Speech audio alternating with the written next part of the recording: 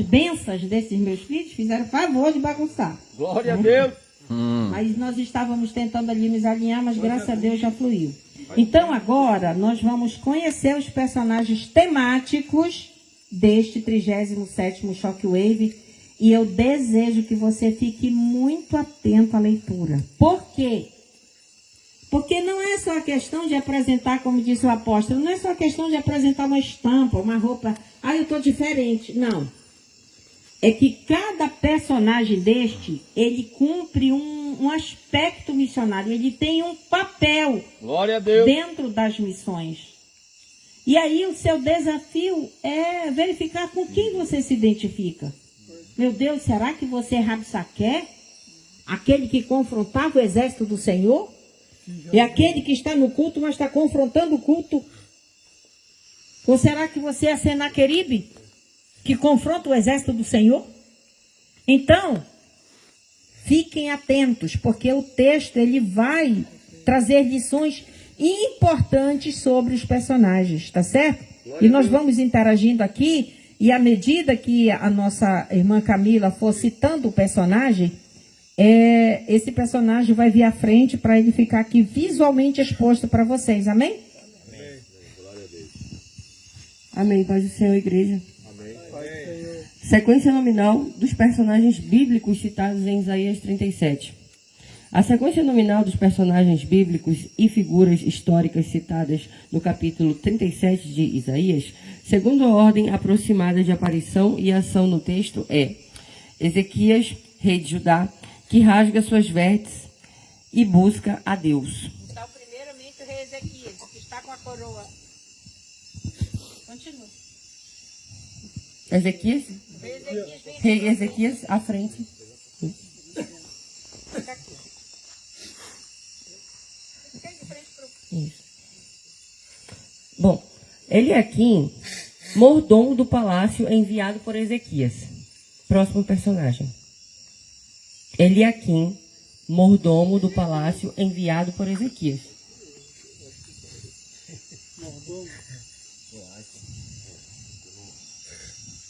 Eliaquim ocupava o cargo de mordomo ou administrador da casa real, o que na época equivalia a um vizir ou um chefe de gabinete, gerenciando os assuntos da corte.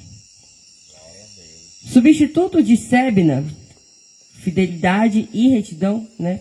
O seu significado. Ele assumiu o cargo anteriormente ocupado por Sebna, o que foi destituído por sua soberba. Isso aí é falado lá em Isaías, capítulo 22, versículo do 15 ao 20. Eliaquim é retratado como um homem de integridade, leal e de conduta correta. Servo de Deus, o próprio Deus se refere a ele como meu servo Eliaquim. Lá em Isaías 22, 20. Destacando sua aprovação divina. Agora vamos a um outro personagem. Pai dos habitantes de Jerusalém, descrito como alguém que agia com paciência e o cuidado de um pai para com os moradores de Jerusalém e a casa de Judá. Lá em Isaías 22, 21. Indicando uma liderança servidora e empática.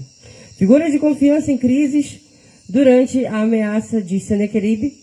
Eliaquim foi um dos líderes enviados por Ezequias, vestidos de pano de saco, sinal de humilhação e arrependimento, para consultar o profeta Isaías e buscar o auxílio de Deus. Isso nós encontramos lá em Isaías 37, versículo 2. Posse da chave da casa de Davi. Profeticamente, recebeu a chave da casa de Davi, Isaías 22, 22, simbolizando a autoridade máxima sobre a administração real e a confiança total do rei. Em resumo, isso tudo era sobre a reputação de Eliaquim, né? E o seu legado dentro da sua lealdade. Isso é testificado na Bíblia. Em resumo, Eliaquim é caracterizado como um líder fiel, sábio, confiável e piedoso, que agiu como um mediador entre rei e o profeta em um momento de perigo extremo. Bom, Onde está o Eliaquim? Aqui? Prontinho. Sebna, secretário, escrivão, enviado por Ezequias. Eis que chega Sebna.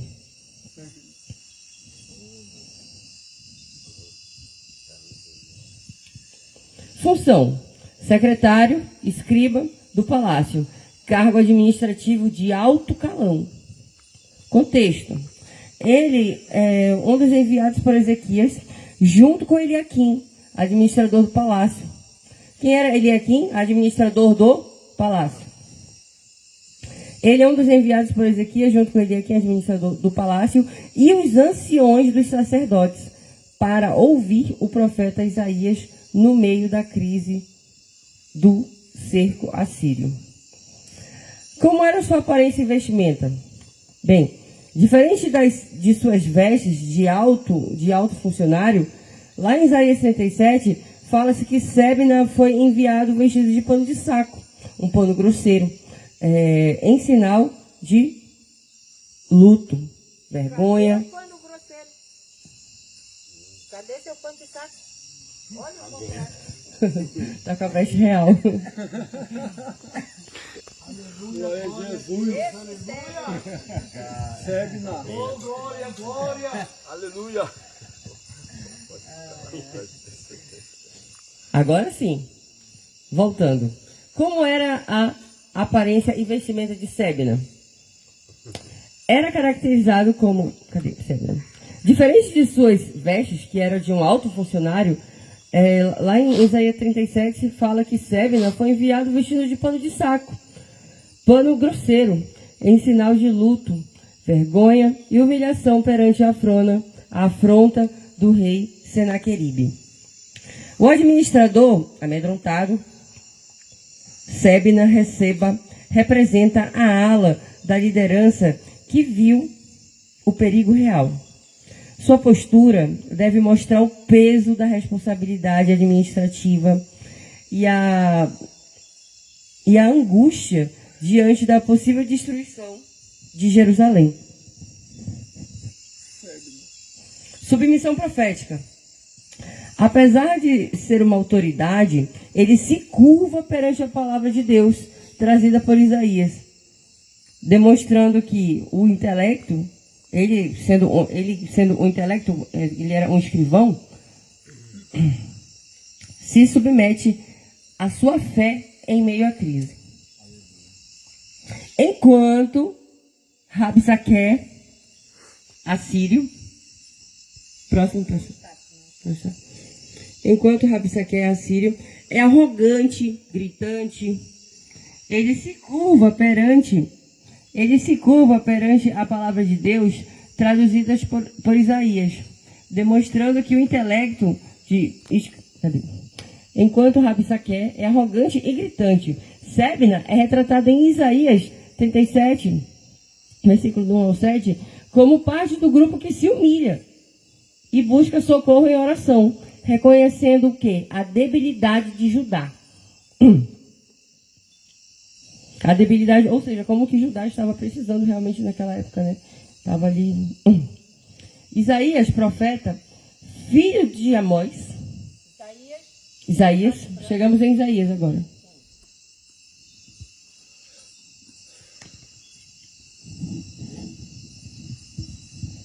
Não, Isaías não precisa usar o pano de saco, não. Só o... Veste real. Só o veste mesmo.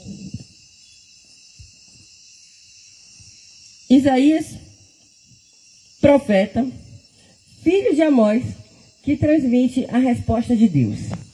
O profeta Isaías reconheceu que tinha lábios impuros ao se colocar diante da santidade de Deus. Ele não escondeu a sua condição, mas admitiu sua necessidade de mudança. Então, Deus enviou um serafim que tocou seus lábios como uma brasa viva, simbolizando o quê? A purificação de seus pecados. Assim, Isaías não se tornou puro por esforço próprio, mas porque Deus o purificou. Esse momento mostra que a verdadeira pureza vem de Deus e transforma completamente a vida de quem se dispõe a Ele. Isaías exerceu sua missão durante o período assírio, por volta de 740 a.C., até o final desse século. Isaías estava ligado à corte e ao templo, sendo conselheiro de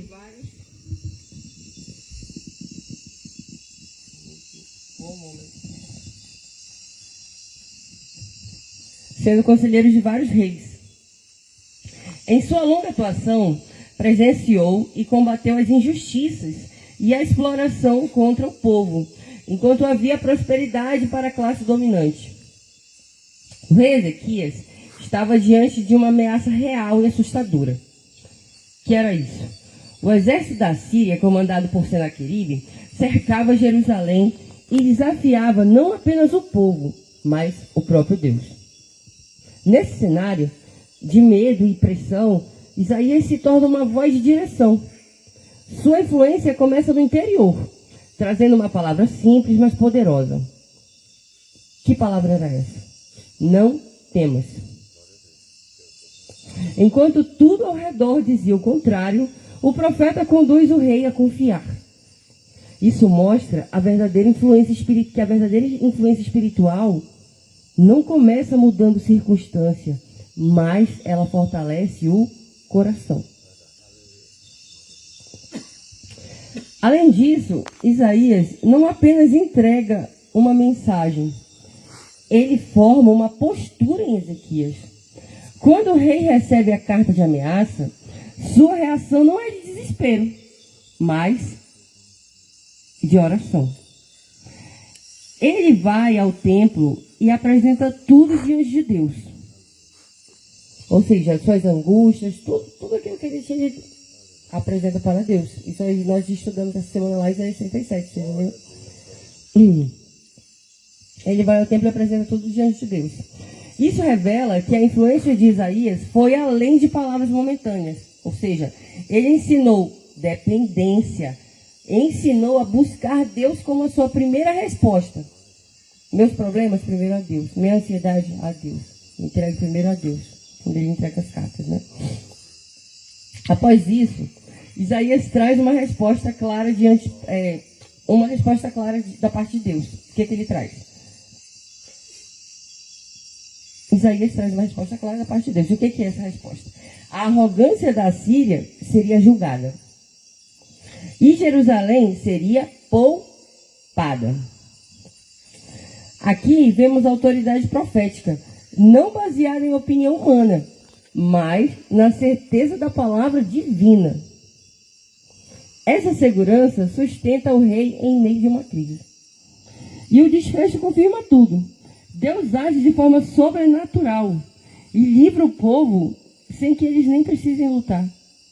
O exército inimigo é derrotado durante a noite, mostrando que quando Deus intervém, ele faz o impossível. Assim, a influência de Isaías nesse capítulo é marcada por 3 aspectos principais. Ele acalma o coração em meio ao medo, direciona para a dependência de Deus e transmite com fidelidade uma resposta divina. Sua presença naquele momento foi essencial para transformar uma situação desesperadora em uma experiência de livramento e de fé.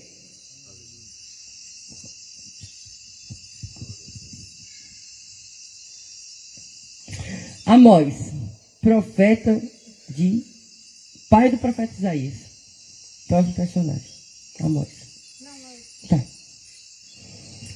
Em Isaías 37, a Bíblia apenas identifica o profeta Isaías como filho de Amós, o pai de Isaías, mencionando nos versículos 2 e no versículo 21.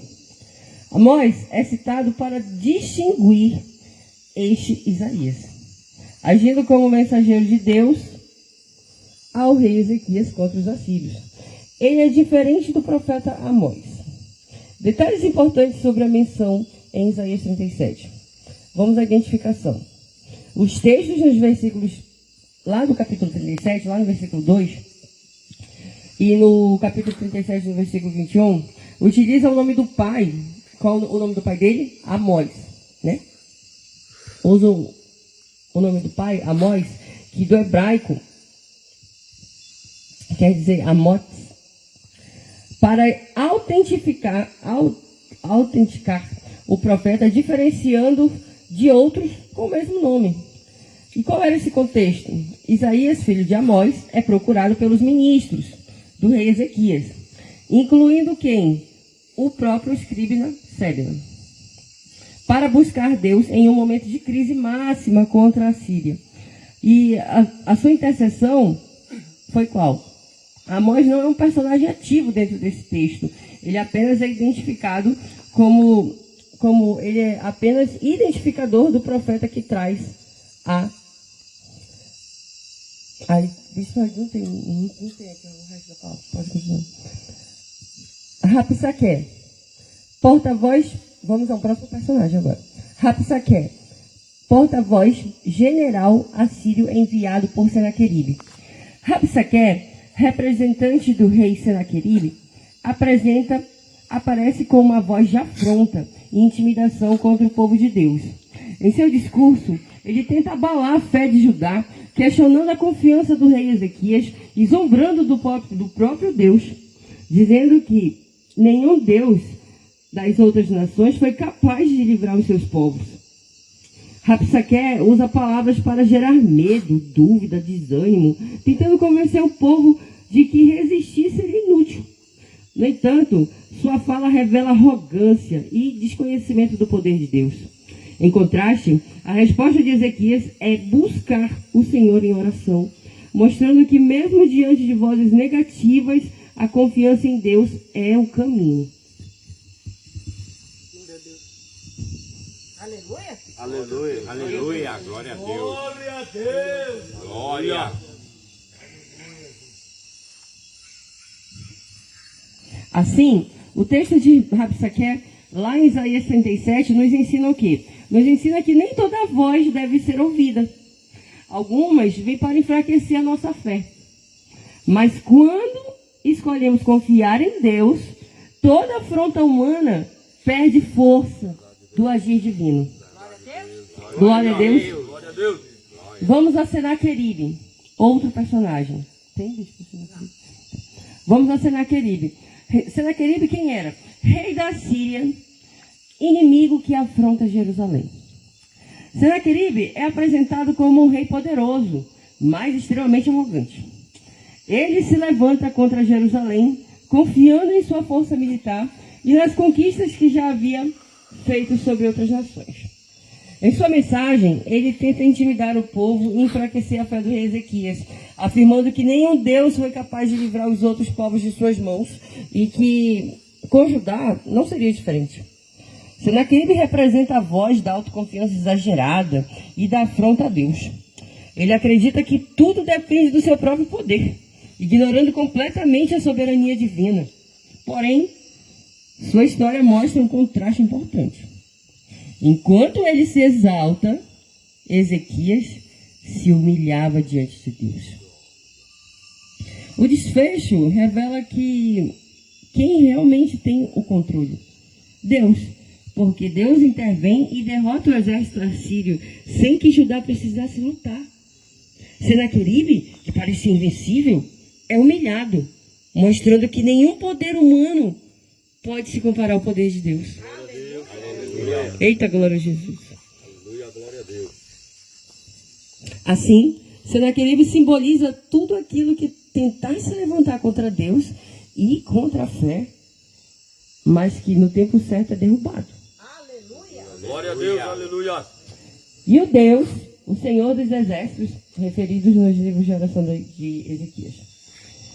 Na oração do rei Ezequias, em Isaías 37, no livro de Isaías, Deus é chamado de Senhor dos Exércitos. O maior, o mesmo que Jeová Sabaote, um título que revela o seu poder absoluto e sua autoridade sobre tudo.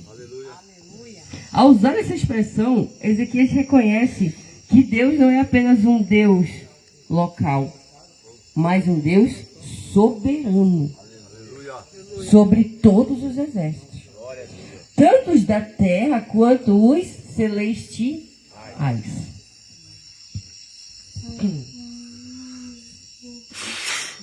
Aleluia. Eita, meu Deus. Glória a Jesus. Quando, em um momento em que Senaqueribe confiava na força do seu exército, Ezequias declara que o verdadeiro comando está nas mãos de Deus. Esse título também mostra que Deus é quem luta pelo seu povo. Mesmo quando Judá não tinha força para vencer, o Senhor dos Exércitos podia agir de forma sobrenatural. E foi exatamente isso que aconteceu. Sem batalha nenhuma, Deus trouxe o livramento. Aleluia. Assim, na oração de Ezequias, vemos fé, humildade e reconhecimento de que toda vitória vem de Deus. Chamar Deus de Senhor dos Exércitos é declarar assim: eu não tenho controle, mas Deus está no controle. Glória a Deus. Glória a Deus. Aleluia. Anjo do Senhor é um outro personagem. Agente que fere o exército assírio. No capítulo 37 do livro de Isaías, o anjo do Senhor aparece como instrumento direto do poder de Deus em resposta à oração de Ezequias. Durante a noite, enquanto o exército de Senaqueribe cercava Jerusalém, o texto que diz que o anjo do Senhor saiu e feriu o acampamento dos assírios, derrotando 185.000 soldados. Glória a Deus. O povo nem precisou lutar. Deus agiu sozinho. Aleluia. Está muito alto? Oh, glória. Pense no soldado bom. Deus abençoe. Da glória e receba a vitória. Só estão aquecendo. Pessoal, vou deixar ali a senhora, que ela está cansada, que é a mãe do rapaz. Eu vou descer lá para preparar algo aí para gente aí. Para vocês. Tá? Não esqueça de nada aqui em cima. Glória a Deus. Tem caçadores que saem aqui, que estão aí. Até lâmpadas assim tem sumido. Bora manter vigilante. Aleluia. Amém? Amém. Glória a Deus. Fica na paz. Glória a Deus.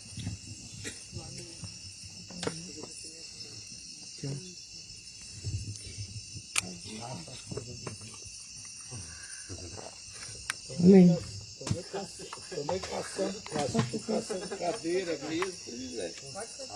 Esse momento revela algo muito profundo. Que momento é esse? Só vamos recapitular aqui rapidamente. Durante a noite, o exército de Senaqueribe cercava Jerusalém. O texto diz que o anjo do Senhor saiu e feriu, quem lembra? Cento e quantos? Vamos voltar a nossa fiação para cá. 185.000 soldados. O povo não precisou lutar e Deus agiu sozinho. Esse momento revela algo muito profundo. O quê? O anjo do Senhor representa a ação sobrenatural de Deus, mostrando que ele vê, ouve e responde no tempo certo. Glória a Deus. Quando tudo parecia perdido, Deus interveio de forma silenciosa, porém poderosa. Assim, o anjo do Senhor, em Isaías 37, simboliza proteção, livramento e a certeza de que Deus luta por aqueles que confiam nele. Glória a Deus. Aleluia. Tá descendo uma Shekinah aí. Ô, glória. Aleluia. Eu creio. Aleluia. Eu creio. Adramalek. Vamos a mais um? Aleluia. Meu Deus. Vamos a Adramalek. Adramalek e Sarezer, filhos de Senaqueribe, que o matam. No final do capítulo 37 do livro de Isaías, aparecem Adramalek e Sarezer, filhos do rei Senaqueribe. Ok. O braço na perna.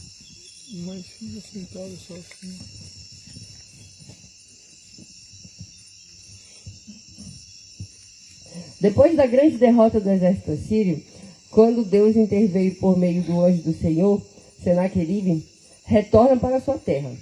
Mesmo sendo um rei poderoso, sua história termina de forma inesperada e trágica.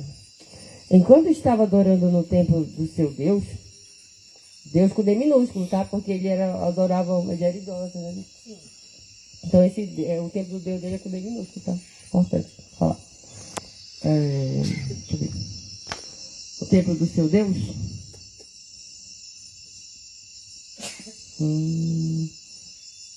Ele é morto pelos próprios filhos, que foram Adramaleque e Sarizé. Mataram o próprio pai. Esse momento cumpre a palavra de Deus, que Deus já havia dado. O orgulho e a arrogância de Senaqueribe não ficaram impunes. Aquilo que parecia força e domínio terminou em queda. A presença de Adramaleque e Sarizé nesse texto não é apenas histórica, mas também simbólica. Ela mostra que nenhum poder humano é absoluto. Ela nos revela que Deus é justo e cumpre sua palavra. Ensina que a soberba leva à destruição. Assim, em Isaías 37, termina mostrando um contraste forte. Enquanto Deus livra e protege o seu povo, aqueles que se levantam contra ele acabam enfrentando as consequências das suas próprias escolhas. E qual era esse contexto? O capítulo narra o cerco de Jerusalém por Senaqueribe, o rei da Síria, e a intervenção divina em favor do rei Ezequias e do povo de Judá, após a oração e consulta ao profeta Isaías. Aleluia. Glória a Jesus. Aleluia. Glória a Deus. Aleluia. Aleluia. Aleluia. Aleluia. Já, gente, desculpa se eu gaguejei um pouquinho, eu estava um pouco destreinado. Glória a Deus. Aleluia. Glória a Deus. Aleluia. Glória a Deus. Aleluia. Glória a Deus. Agora virem vocês aqui para mim, vocês 4 aí. E a igreja continua ligada no mistério. Glória. Aleluia. Para além de tudo aquilo que a nossa irmã Camila leu, este rei, ele é o bom rei. Por quê? Porque no livro dos reis, 1º rei, 2º reis, nós temos assim: e fez aquele rei o que era bom perante o Senhor, e fez aquele rei o que era mal perante o Senhor, e fez aquele rei o que era bom perante o Senhor, e fez aquele rei o que era mal perante o Senhor. Nós temos essa dobradinha o tempo todo, né? Essas alternâncias de condutas espirituais dos reis. Mas o rei Ezequias, ele dá um exemplo maravilhoso, tá? Então, essa conduta do rei, ela deve nos inspirar que não importa o cargo de autoridade que Deus nos dá. Pode ser um cargo básico, um cargo mediano ou um cargo de alto escalão, porque não tem ninguém acima do rei terreno, né? Só Deus, só o rei dos céus, o rei dos reis. Mas a conduta do rei, ela nos faz saber que naquele cargo que Deus nos dá, não importa se é de baixo, médio ou de alto escalão. Ainda assim, o nosso ser tem que se dobrar diante do Rei dos Reis e saber que as nossas guerras, as nossas batalhas têm que ser vencidas com Ele e por Ele. Que todo o meu poder, todo o meu conhecimento, toda a minha intelectualidade, tudo isso diante de Deus, sem Ele vira refúgio. Não vale nada. Mas quando nós colocamos tudo isso em Deus, devolvemos a glória para Ele e nos colocamos quebrantados diante dEle, então Ele potencializa tudo e nos faz coroados de glória e de honra. Aleluia, glória a Deus. A figura do nosso irmão Eliaquim, dobradinha Eliaquim barra Sebna, traz algo interessante. Não é o Sebna, ele aqui apenas está representando um personagem, mas lá na vida real existiu o Sebna. E eu quero dar um recado aqui para os Sebna. Se você não vigiar, Eliaquim vai levar seu cargo. Porque quem era o administrador do palácio era Sebna. Era ele que era o administrador. Mas ele não vigiou. Ele não teve uma postura correta e ele declinou. E agora ele virou só o secretário. Mas ele era o administrador. A Bíblia deixa claro que quem era o administrador era Sebna. Mas pela falta de vigilância, ele decaiu e se levantou Eliaquim. E olha, eu vou dizer uma coisa, quando ele aqui se levanta para Sebna voltar, tá quase impossível. Primeiro porque ele já decepcionou lá atrás, e segundo porque ele aqui tem postura firme. Tem postura séria, tem postura piedosa, tem postura responsável, tem postura de confiança, tem postura de integridade. Então, mais do que serem dois moços fardados aqui, eles estão nos ensinando uma dobradinha do mundo real. Vocês estão entendendo? Por que eu fiz questão de caracterizá-los? Eles mostram uma dobradinha do mundo real. Então, aqui no Centraves, preste atenção. Quando você é levantado ao cargo, você é Sebna. Quando você se levanta no cargo, você aqui é Sebna. Mas quando você não vigia, quando você se perde, quando você faz a coisa errada, que você decai do cargo, agora quem se levanta é Eliaquim. Deu para entender o mistério? E nós temos o último personagem, que é Isaías. Isaías é o profeta. Eu já ensinei algo e eu vou replicar em breves palavras, porque é muito fácil de entender. Na Bíblia, nós tínhamos a figura do sacerdote e a figura do profeta. O sacerdote pegava o sacrifício, pegava o povo cheio de pecado, o sacerdote se purificava, se santificava, e ele ia entrar no Santo dos Santos, ele ia apresentar. Então o sacerdote levava da terra algo para Deus. Glória a Deus. Ele levava o sacrifício, as pessoas traziam os sacrifícios, o sacerdote recebia, pegava o sacrifício, fazia todo o rito do sacrifício e levava aquilo para Deus. Então era um movimento, o sacerdote era um movimento da terra para o céu. Este era o sacerdote. Quem era o profeta? O profeta tinha que se manter no prumo, o profeta tinha que se manter íntegro, porque ele tinha que ter sensibilidade para ouvir a voz de Deus, para não ser um falso profeta. Para quando ele abrir a boca, ele não dar falsas promessas para o rei Ezequias. Para ele ter certeza que aquilo que ele está declarando vem de Deus e vai se cumprir. Para que ele não seja um falso profeta. Então, Isaías, ele não é o que leva da terra para o céu, porque essa função é do sacerdote. A função do profeta é trazer do céu para a terra. E para ter conexão, para trazer uma mensagem profética verdadeira, ele precisava estar conectado com o céu. Então, o profeta traz do céu para a terra. Não é por acaso que o rei Ezequias não foi consultar o sacerdote. O rei Ezequias não foi consultar o sacerdote, porque o rei Ezequias não estava oferecendo sacrifício. Ele estava querendo saber o que o Deus do céu tinha que dizer. Então, se a questão fosse ofertar um sacrifício, ele iria buscar um sacerdote. Mas como ele precisava com urgência urgentíssima de resposta do céu para a terra, então ele vai consultar o profeta. Glória a Deus, aleluia. Então, cada personagem aqui, além de tudo que a nossa irmã Camila leu, eles querem nos dizer mais isso também. Aleluia, glória a Deus. Aplaudam o Senhor e aplaudam pela vida deles também. Podem assentar-se.